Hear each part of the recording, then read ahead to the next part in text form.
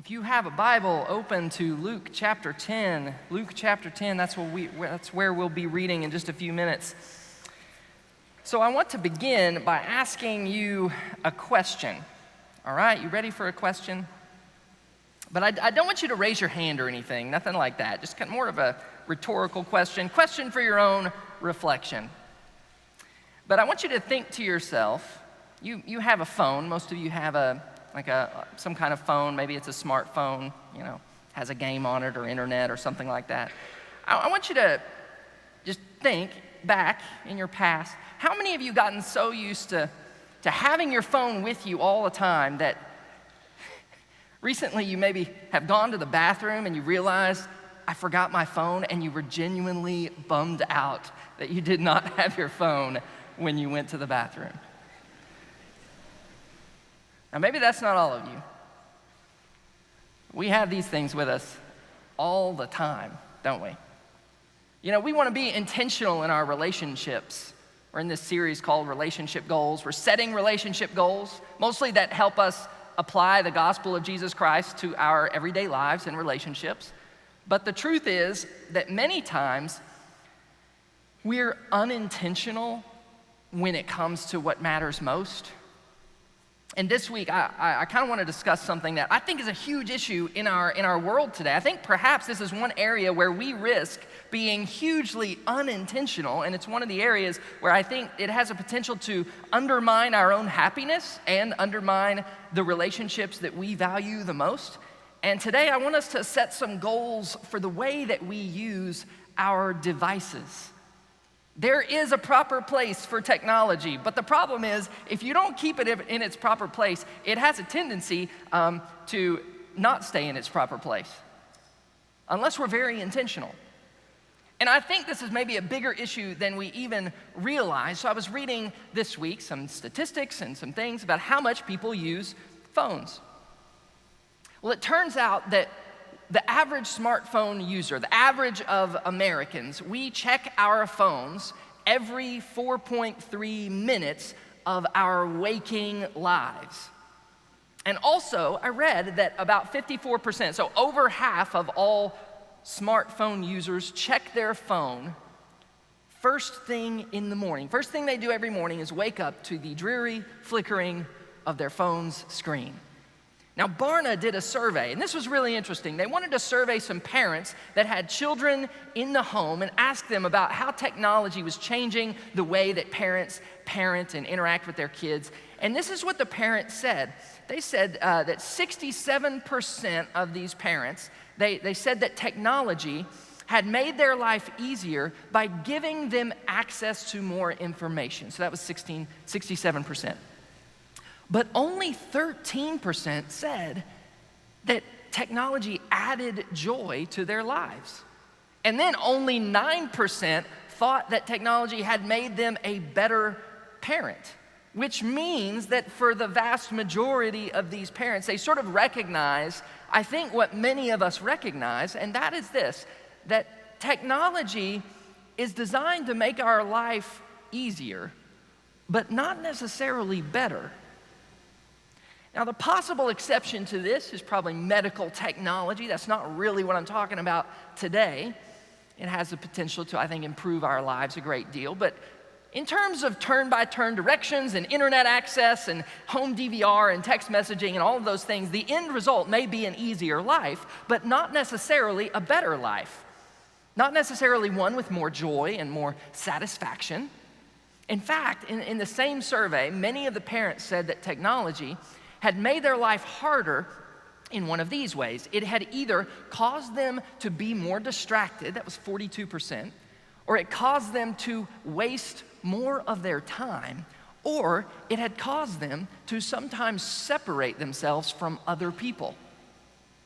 Now, so if you wanted to get a real indication, apart from surveys and apart from all of that, you could probably get a good indication of where you're at on this spectrum. You could probably go into the settings on your phone and open screen time. Whatever it is on your phone that keeps track of how much screen usage there is, and you might not want to do that right now.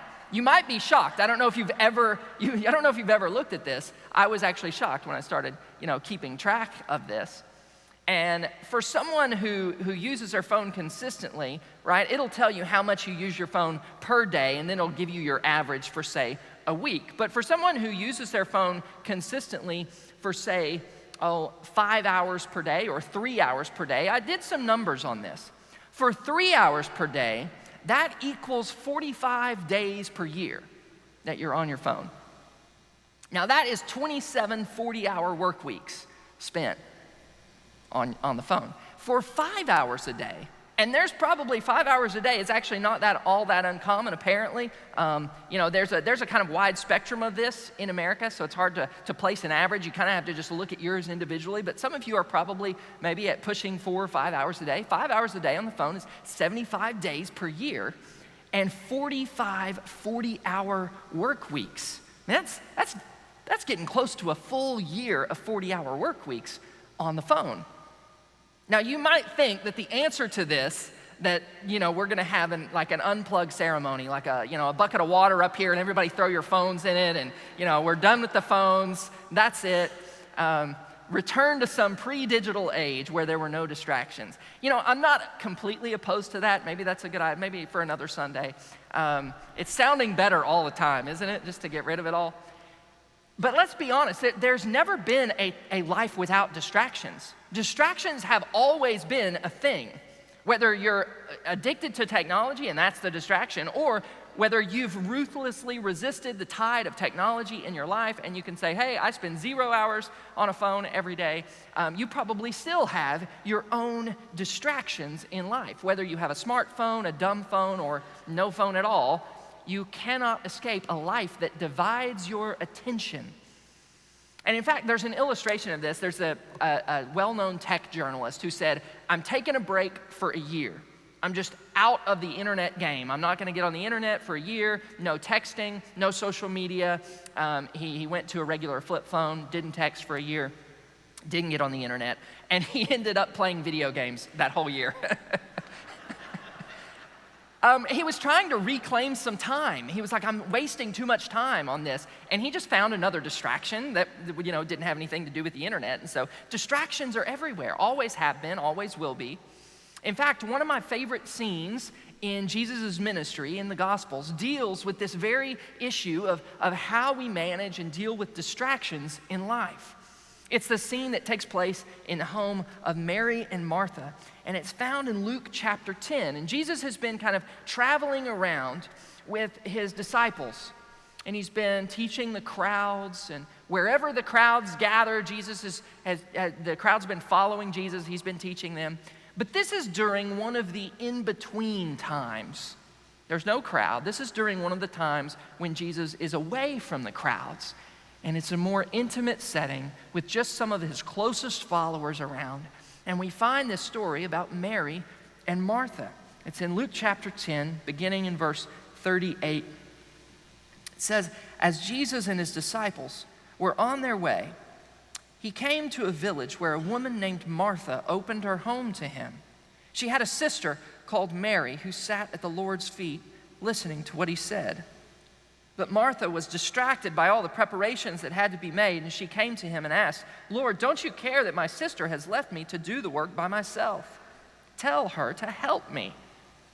Martha, dear Martha, the Lord answered, you are worried and upset about many things, but few things are needed, or indeed only one. Mary has chosen what is better, and it will not be taken away from her.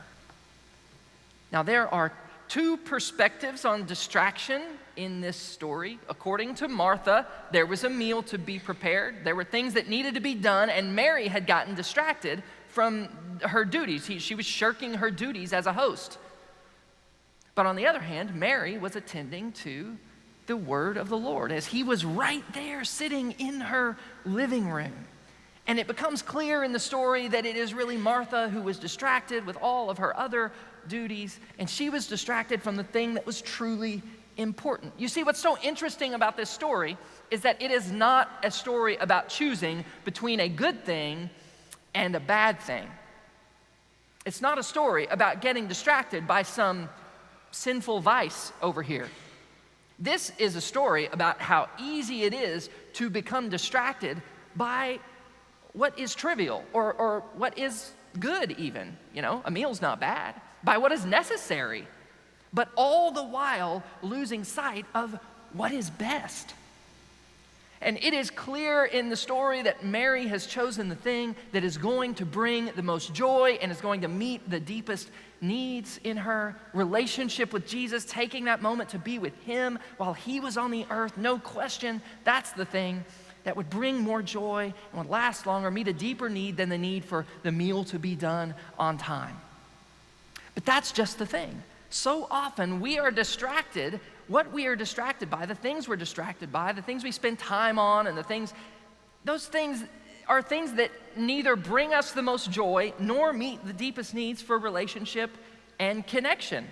See, God created you to connect with him and connect with other people. And we are created for that, created for connection. But so often we go about our day preventing genuine connection from happening either with God or with other people because we're distracted. A lot of us distracted by screens. And Jesus has a pretty stern word for Martha here. He says, you're distracted. You're distracted, and it is keeping you from me, from seeing what's really important. So I think we know enough now. We can make this first statement about technology. We could either state it in a positive way or a negative way, I think, but here's the idea. We're going to state it in a positive way first. Technology is in its proper place if used as a tool which helps me connect with God or accomplish my God-given calling in life. So I often read scripture on my phone in the morning. Now, I still think that a paper Bible is probably best for really absorbing scripture. And there are fewer distractions on the paper version. And then I also pray using an app called Pray As You Go on my phone a few times a week. I even have an app that will help me memorize scripture. And I can leverage those things to help me connect with God. I can. I can also leverage technology to help me accomplish my calling. Right? Everybody has a calling, not just preachers, okay? You have a purpose in life, a calling in your life. You can use technology to leverage that to accomplish your calling. I use it to do research, use it to prepare sermons or encourage others. You know, and technology is in its proper place when it is a tool. But on the other hand, it is out of its proper place if it distracts from my calling or hinders my communion with God. It's out of its proper place.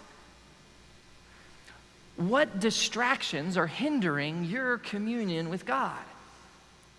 You have to be ruthless about this. You really do. Anytime technology is hindering your communion with God, it is a tool of Satan. It is a tool of the enemy. And I know that sounds drastic.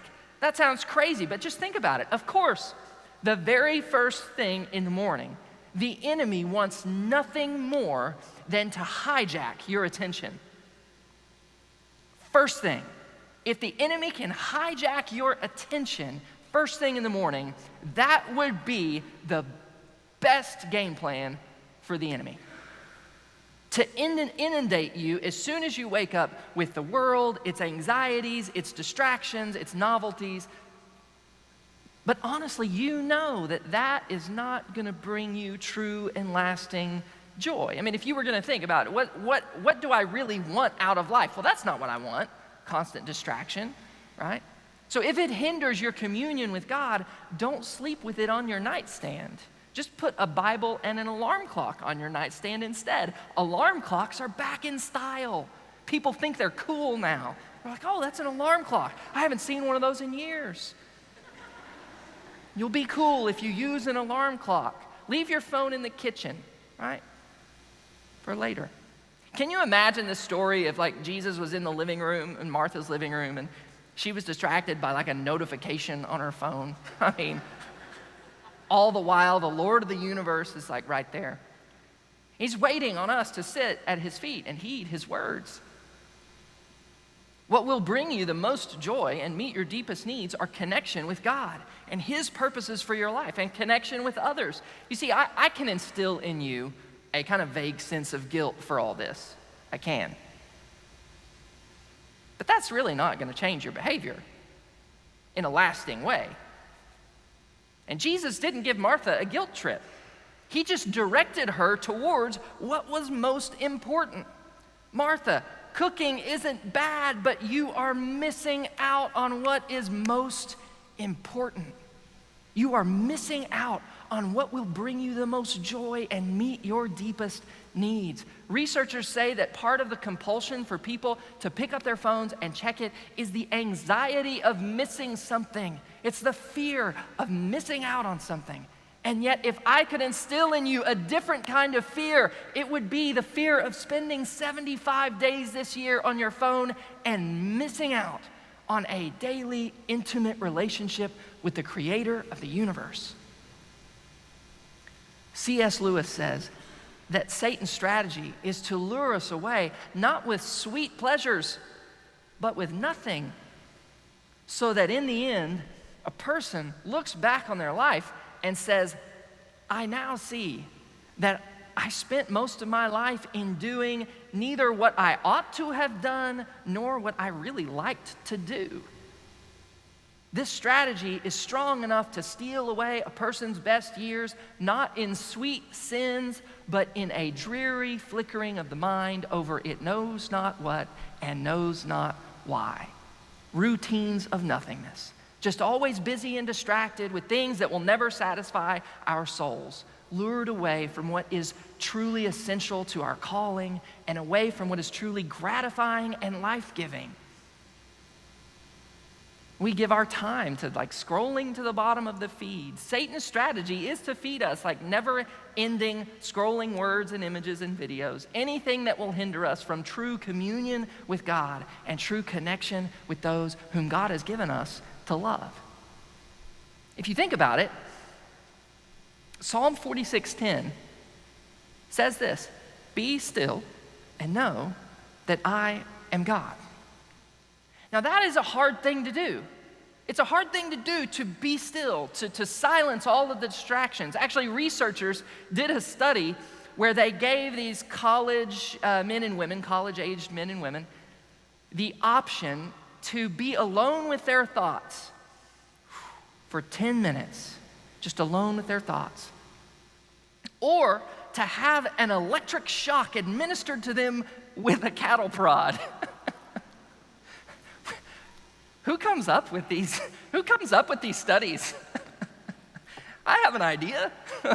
Oh, it's a good one. Let's ask people if they want to be shocked with a cattle prod. That was the study. I don't know why they did that. But you're probably wondering, okay, did anybody really pick the cattle prod? And it turns out that 25% of the women, and guys, we did pretty bad on this. I'm just going to prepare you.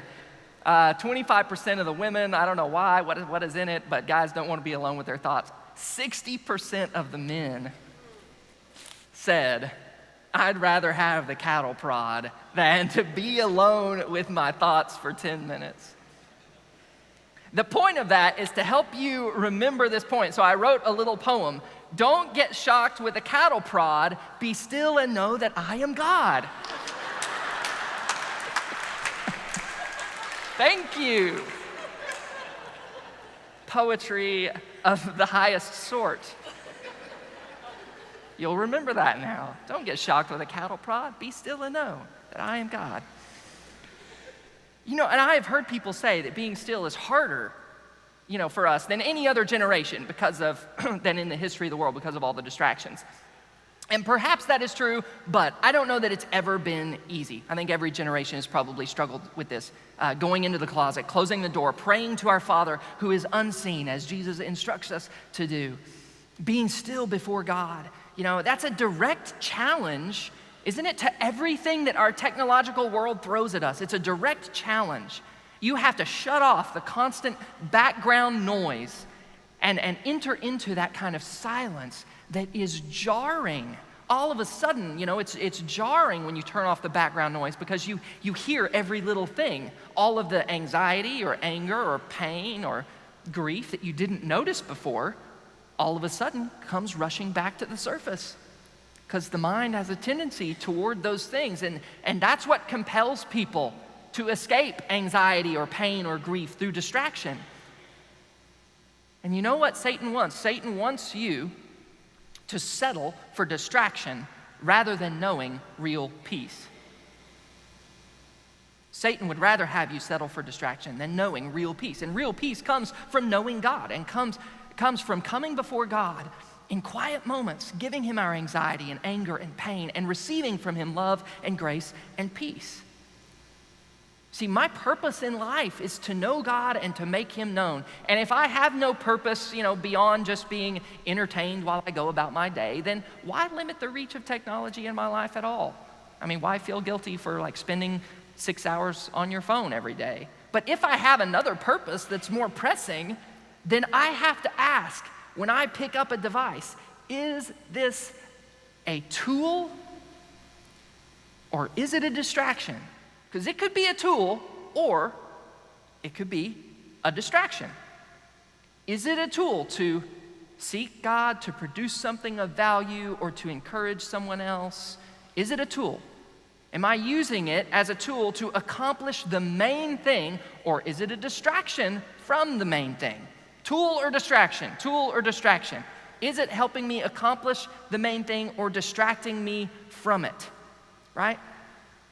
And that is actually what I put on my my home screen. So I have this picture here. Look, it says tool or distraction. And if you can't see it, but there's an ocean there, and there's a girl sitting by the ocean, and she's on her phone. Right? Tool or distraction. So every time I pick it up, I see, was this a tool? Am I using this as a tool right now? Or is it distracting me from something important? Distracting me from something valuable? Distracting me from accomplishing the main thing that God has given me to accomplish this day? Ask that question this week, tool or distraction?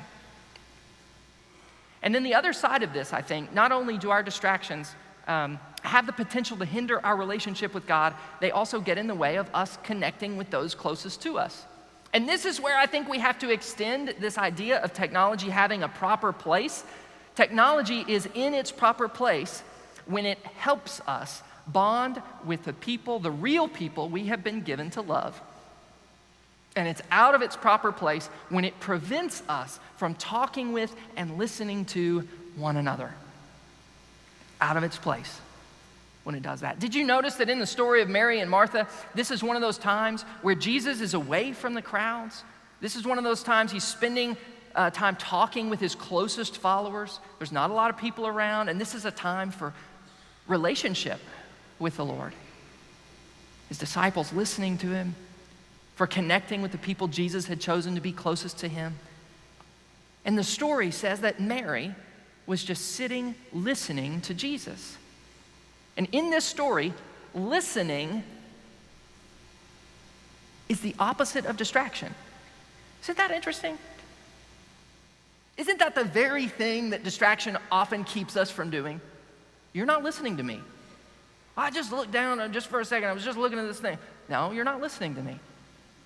It's not the thing. That distraction often keeps us from listening. And in this story, listening is the opposite of distraction.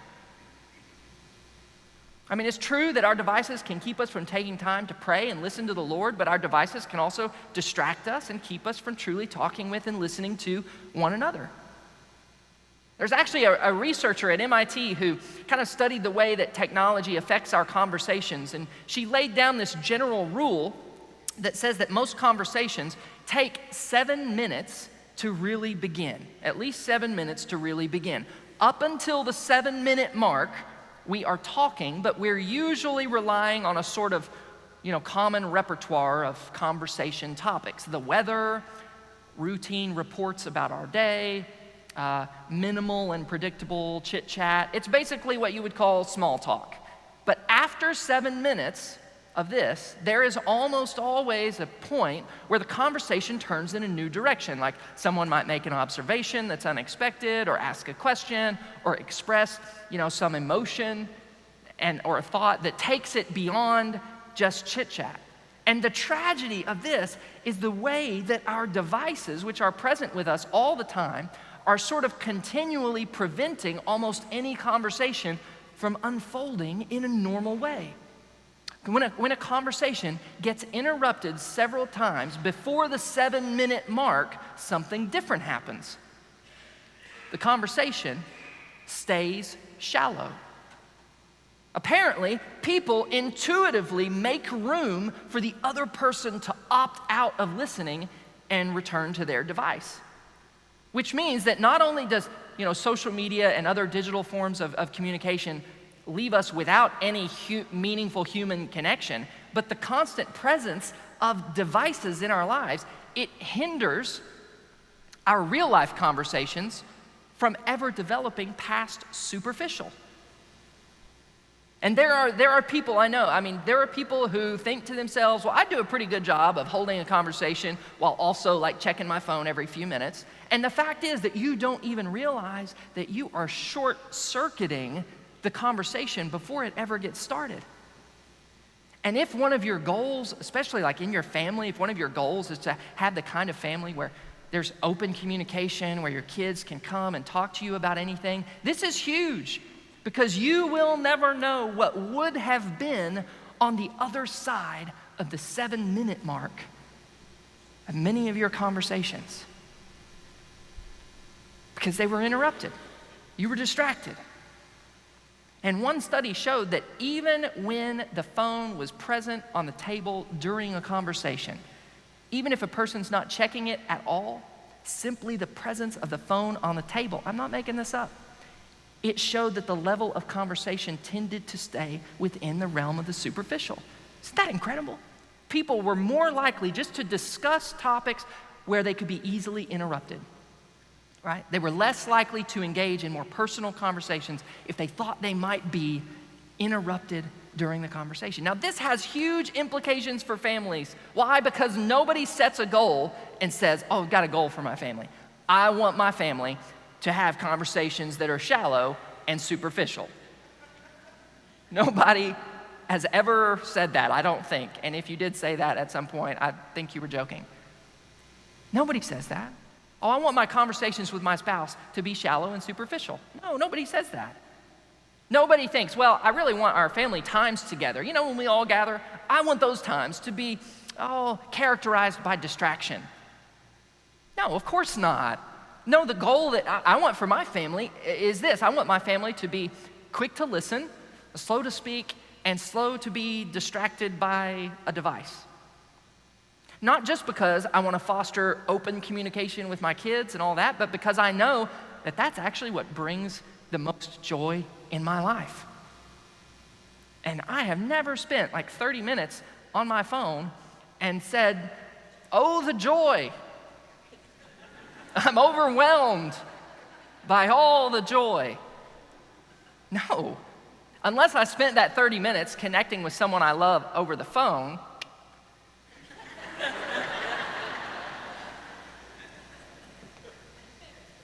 you could do that, but typically not. When Jesus says that Mary chose what is better and it won't be taken away from her, I thought that was really interesting this week. I thought, what does that mean? It won't be taken away from her. It will not be taken away from her. On one level, maybe it just means that he's not going to make her go and prepare the food. She wants to listen. He's not going to take that away from her. But it also sounded like that what she chose was the more lasting thing. The thing that wouldn't pass away, the thing that wouldn't be taken from her. She chose what was lasting rather than what was passing. Say that the meal was such a trivial passing thing. Listening to Jesus was this lasting, forever kind of impactful thing in her life. Isn't it true that almost everything that happens on our devices is a passing thing? And the most lasting thing that we can do in our lives is to form deep connections with other people. Started asking myself, is this a lasting thing or a passing thing? Is it lasting or is it passing? So I thought as a way to close, we could have some action steps, some proposals. You don't have to do these. You can just, you can keep on with your normal routine, but think about maybe implementing a few of these routines. These are easy things that you can do. Number one is this: do an honest evaluation. Here's how you do this. You ask the people who are closest to you if you're distracted. Pro tip here. Leave the phone somewhere else when you're having this conversation, okay? You don't want to avoid the rookie mistake there. Ask someone that you're close to if you're distracted, and then just listen. Just listen, okay? My phone actually has a thing that tells me how many minutes I'm spending on my phone in a day, what I spent that time on. So I can do that. That's an honest evaluation. I see, okay, how much time am I spending on this? And the second thing is to park your phone somewhere, especially at home. Like, park your phone. This is just a good practice for me to separate myself from my phone when I'm at home. I don't have to carry it with me. I can just park it on my desk or somewhere out of the way. And I'll hear it, like, if it rings, but, I can still go and check it. It's just I have to leave where I am, walk across the house, and to get to it. So just by making it harder to get to, it frees me from it more. So you might try that. Just park your phone, when you come home. Or leave your phone out of sight. This is number 3. For a meal time, leave your phone out of sight for meals. Man, meal time is conversation time. It's for eye contact. Unless somebody's eating chicken wings, then just look down. You don't want to see that. I get that part. I just thought of that. It's a caveat. Eye contact is one of the most emotionally bonding things that we can do. Proverbs 19:22 actually says this. What is desirable for a person is to show loyal love. What is desirable is for a person to show loyal love. This is just godly wisdom. Attentive love is what makes you attractive to other people. Okay? Love has this quality of steadfastness and loyalty rather than distractedness. That's what really fills people up. That's what people are looking for, is this attentive love. What is desirable is for a person to show loyal love. Number 4 is this: consider dumbing down, right? You might be happier and more productive without a smartphone. How can I be more productive without a smartphone? Well, you might be. You might get more done without it, for real. We think it makes us more productive, but it might not. And if you're happier without it and more productive without it, then, man, I don't know, you might consider switching to a dumb phone instead of a smartphone. I'm thinking about it. Okay, number 5, delete time-wasting apps. This is, ask yourself, is this app a tool or a distraction? That's easy. Tool or distraction. Does this app help me build a relationship with a person, produce something of lasting value, or help me fulfill my calling in some way? Okay, start using technology for a purpose rather than allowing it to just hijack your attention. Okay, this app is an attention hijacker, and I'm gonna kick it off the plane here. Number 6, leverage technology for good. One of the ways that I do this regularly is through this app called Pray As You Go. I use it, if you want to harness the digital powers for good, I would suggest Pray As You Go. I use it at least 3 times a week. It's an app that takes you through a time of guided prayer every day. There's a song and then a scripture reading, and then you listen to some questions and you listen to the scripture again. And it's usually like 12 minutes long, but you don't have to rush. It forces you to just take your time. You're just taking a break, 12 to 15 minutes. I use it in the car sometimes, or use it in the prayer closet as well. That's it. See, deep down, we know that when we connect with God and connect with our loved ones, that's what makes our joy complete. That's what meets our deepest needs for connection. And sometimes I will find myself, looking at my phone for whatever reason. Maybe it's just there, and I'll think to myself, what do I really want? Deep down. I want connection with God, connection with my friends, connection with my wife, connection with my children. Deep down, that is what will make me the happiest. That is what will help me sleep the best. That is what will help me feel more energized the next day. And I have to ruthlessly chase distraction out of my life, because that's exactly what Satan wants. Technology has a place, but if it's distracting you from knowing the God of the universe more intimately and hindering you from bonding with those whom God has given you to love, then it is just out of place. And this week, make it your goal to put technology in its proper place. Let's pray.